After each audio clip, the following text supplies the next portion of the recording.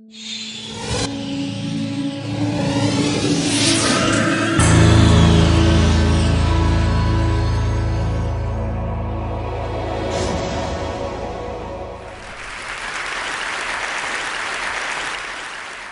I want to start by offering you a free, no-tech life hack. And all it requires of you is this, that you change your posture for 2 minutes. But before I give it away, I want to ask you to right now do a little audit of your body and what you're doing with your body. So how many of you are sort of making yourselves smaller? Maybe you're hunching, crossing your legs, maybe wrapping your ankles. Sometimes we hold on to our arms like this. Sometimes we spread out. I see you. So I want you to pay attention to what you're doing right now. We're going to come back to that in a few minutes, and I'm hoping that if you sort of learn to tweak this a little bit, it could significantly change the way your life unfolds. So we're really fascinated with body language, and we're particularly interested in other people's body language. You know, we're interested in, like, you know, an awkward interaction, or a smile, or a contemptuous glance, or maybe a very awkward wink, or maybe even something like a handshake. Here they are arriving at number 10, and look at this lucky policeman gets to shake hands with the President of the United States. Oh, and here comes the Prime Minister of it. No.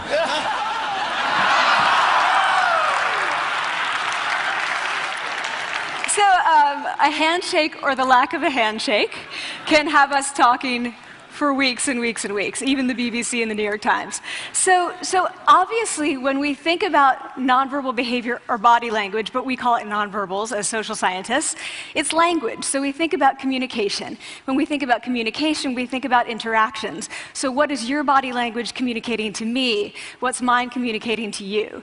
And there's a lot of reason to believe that this is a valid way to look at this. So social scientists have spent a lot of time looking at the effects of our body language or other people's body language on judgments. And we make sweeping judgments and inferences from body language. And those judgments can predict really meaningful life outcomes, like who we hire or promote, who we ask out on a date. For example, Nalini Ambady, a researcher at Tufts University, shows that when people watch 30-second soundless clips of real physician-patient interactions, their judgments of the physician's niceness predict whether or not that physician will be sued. So it doesn't have to do so much with whether or not that physician was incompetent, but do we like that person and how they interacted? Even more dramatic, Alex Todorov at Princeton has shown us that judgments of political candidates' faces in just 1 second predict 70% of US Senate and gubernatorial race outcomes. And even, let's go digital, emoticons used well in online negotiations can lead you to claim more value from that negotiation. If you use them poorly, bad idea, right? So when we think of nonverbals, we think of how we judge others, how they judge us, and what the outcomes are. We tend to forget, though, the other audience that's influenced by our nonverbals, and that's ourselves. We are also influenced by our nonverbals, our thoughts and our feelings and our physiology. So what nonverbals am I talking about? I'm a social psychologist, I study prejudice, and I teach at a competitive business school. So it was inevitable that I would become interested in power dynamics. I became especially interested in nonverbal expressions of power and dominance. And what are nonverbal expressions of power and dominance? Well, this is what they are. So in the animal kingdom, they are about expanding. So you make yourself big, you stretch out, you take up space, you're basically opening up. It's about opening up. And this is true across the animal kingdom. It's not just limited to primates, and humans do the same thing. So they do this both when they have power sort of chronically, and also when they're feeling powerful in the moment. And this one is especially interesting because it really shows us how universal and old these expressions of power are. This expression, which is known as pride, Jessica Tracy has studied, she shows that people who are born with sight and people who are congenitally blind do this when they win at a physical competition. So when they cross the finish line and they've won, it doesn't matter if they've never seen anyone do it, they do this. So the arms up in the V, the chin is slightly lifted. What do we do when we feel powerless? We do exactly the opposite. We close up, we wrap ourselves up, we make ourselves small. We don't want to bump into the person next to us. So again, both animals and humans do the same thing. And this is what happens when you put together high and low power. So what we tend to do when it comes to power is that we complement the other's nonverbals. So if someone's being really powerful with us, we tend to make ourselves smaller. We don't mirror them, we do the opposite of them. So I'm watching this behavior in the classroom, and what do I notice? I notice that MBA students really exhibit the full range of power nonverbals. So you have people who are like caricatures of alphas, like really coming into the room, they get right into the middle of the room before class even starts, like they really want to occupy space. When they sit down, they're sort of spread out, they raise their hands like this. You have other people who are virtually collapsing when they come in. As soon as they come in, you see it. You see it on their faces and their bodies, and they sit in their chair and they make themselves tiny, and they go like this when they raise their hand. I noticed a couple things about this. One, you're not going to be surprised, it seems to be related to gender. So women are much more likely to do this kind of thing than men. Women feel chronically less powerful than men, so this is not surprising. But the other thing I noticed is that it also seemed to be related to the extent to which the students were participating and how well they were participating. And this is really important in the MBA classroom because participation counts for half the grade. So business schools have been struggling with this gender grade gap. You get these equally qualified women and men coming in, and then you get these differences in grades, and it seems to be partly attributable to participation. So I started to wonder, okay, so you have these people coming in like this, and they're participating. Is it possible that we could get people to fake it, and would it lead them to participate more? So my main collaborator, Dana Carney, who's at Berkeley, and I really wanted to know, can you fake it till you make it? Like, can you do this just for a little while and actually experience a behavioral outcome that makes you seem more powerful? So we know that our nonverbals govern how other people think and feel about us. There's a lot of evidence, but our question really was, do our nonverbals govern how we think and feel about ourselves?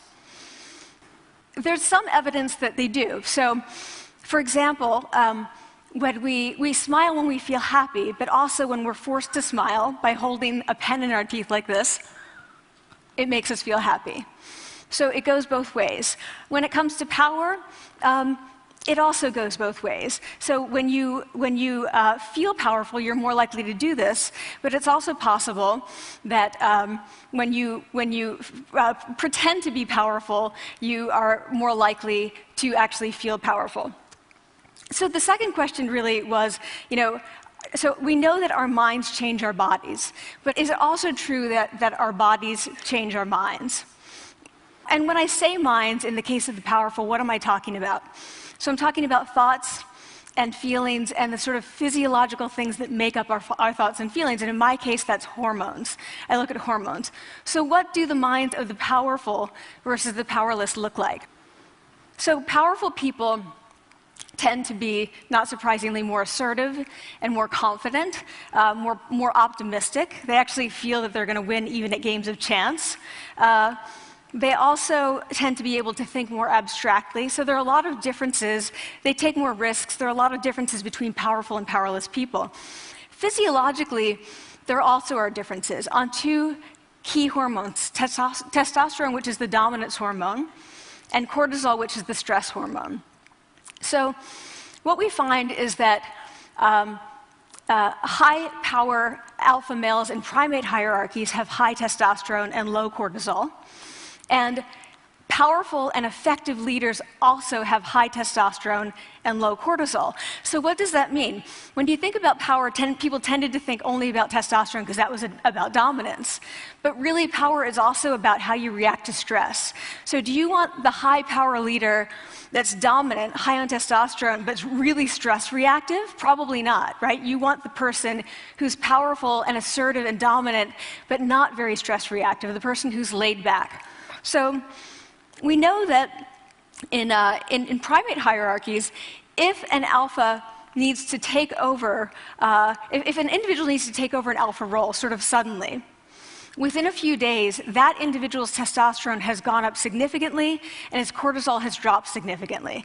So we have this evidence, both that the body can shape the mind, at least at the facial level, and also that role changes can shape the mind.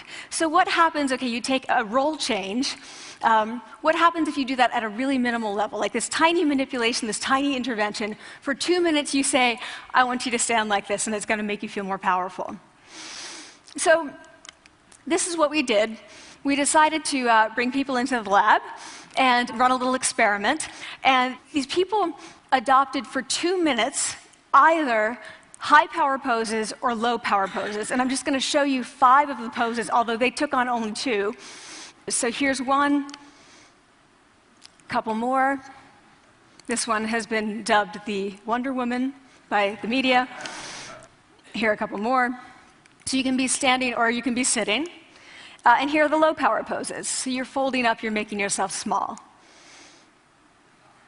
This one is very low power. When you're touching your neck, you're really kind of protecting yourself. So this is what happens. They come in, they spit into a vial.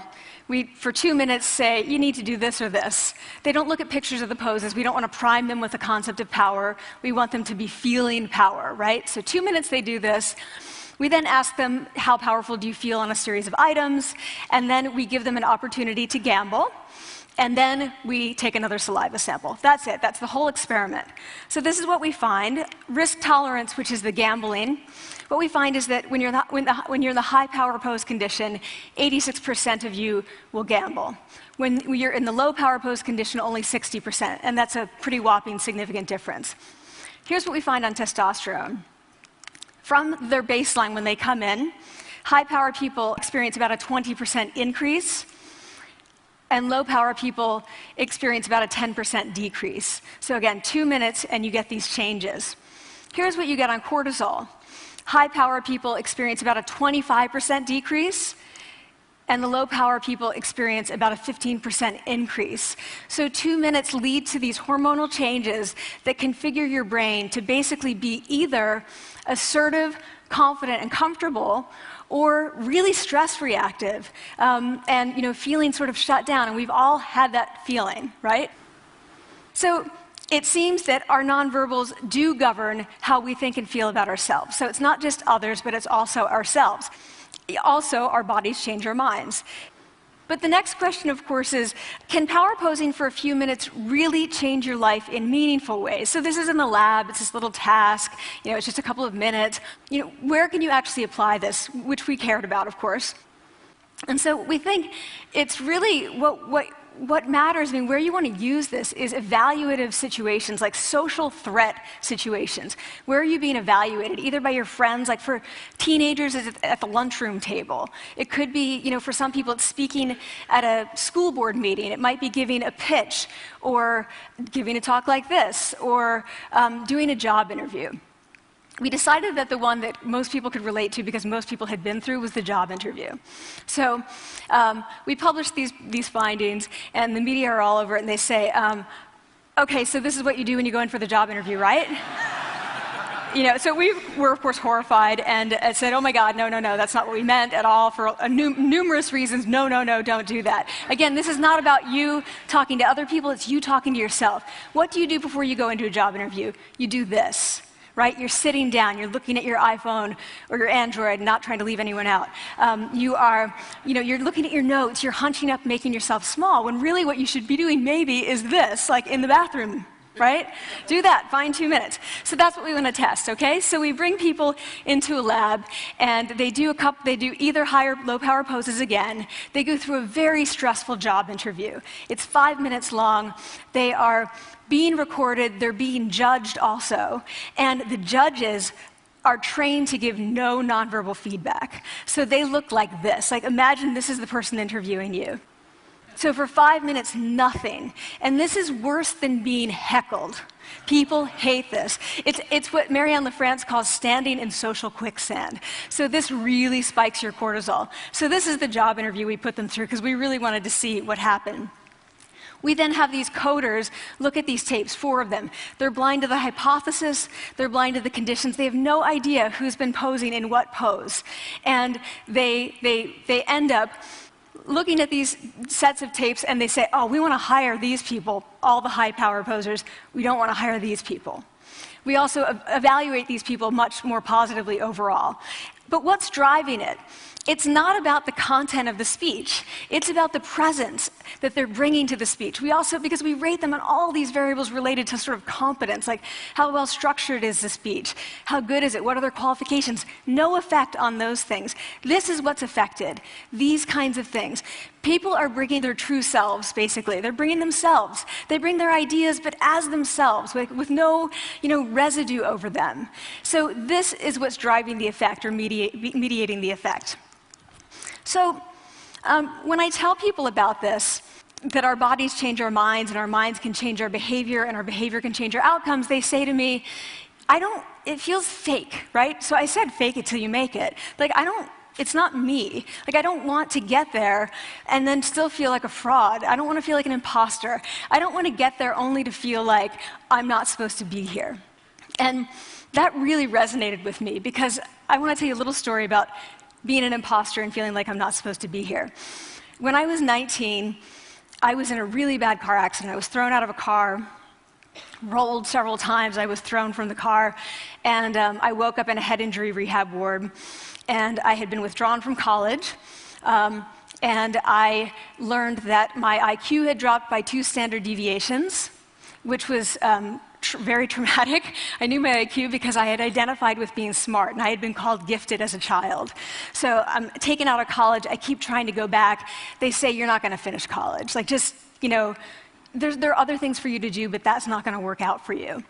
So I really struggled with this, and I have to say, having your identity taken from you, your core identity, and for me it was being smart, having that taken from you, there's nothing that leaves you feeling more powerless than that. So I felt entirely powerless. I worked and worked and worked, and I got lucky and worked and got lucky and worked. Eventually I graduated from college. It took me 4 years longer than my peers, and I convinced someone, my angel advisor, Susan Fisk, to take me on, and so I ended up at Princeton, and I was like, I am not supposed to be here. I am an imposter. And the night before my first year talk, and the first year talk at Princeton is a 20-minute talk to 20 people. That's it.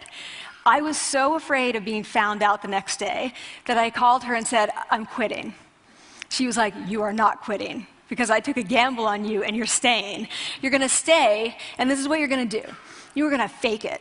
You're going to do every talk that you ever get asked to do. You're just going to do it and do it and do it, even if you're terrified and just paralyzed and having an out-of-body experience, until you have this moment where you say, oh my gosh, I'm doing it. I have become this. I am actually doing this. So that's what I did. 5 years in grad school. A few years, I'm at Northwestern. I moved to Harvard. I'm at Harvard. I'm not really thinking about it anymore, but for a long time I had been thinking, not supposed to be here, not supposed to be here. So at the end of my first year at Harvard, a student who had not talked in class the entire semester, who I had said, look, you've got to participate or else you're going to fail, came into my office. I really didn't know her at all. And she came in totally defeated, and she said, I'm not supposed to be here.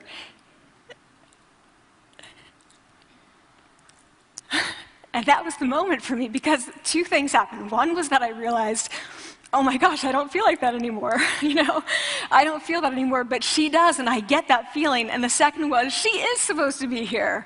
She can fake it, she can become it. So I was like, yes, you are. You are supposed to be here, and tomorrow you're going to fake it, you're going to make yourself powerful, and, you're going to...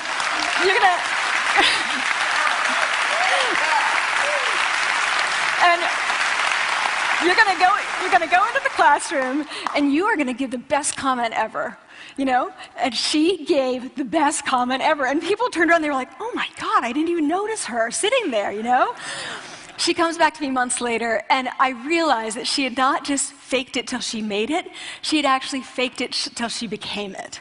So she had changed. And so I want to say to you, don't fake it till you make it.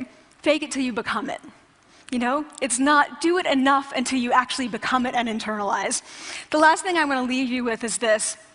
Tiny tweaks can lead to big changes.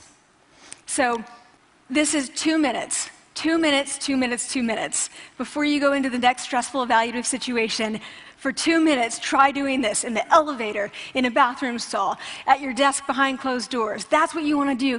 Configure your brain to cope the best in that situation. Get your testosterone up, get your cortisol down. Don't leave that situation feeling like, oh, I didn't show them who I am. Leave that situation feeling like, oh, I really feel like I got to say who I am and show who I am. So I want to ask you first, both to try power posing, and also I want to ask you to share the science, because this is simple. I don't have ego involved in this. Give it away. Share it with people, because the people who can use it the most are the ones with no resources and no technology and no status and no power. Give it to them, because they can do it in private. They need their bodies, privacy, and 2 minutes, and it can significantly change the outcomes of their life. Thank you.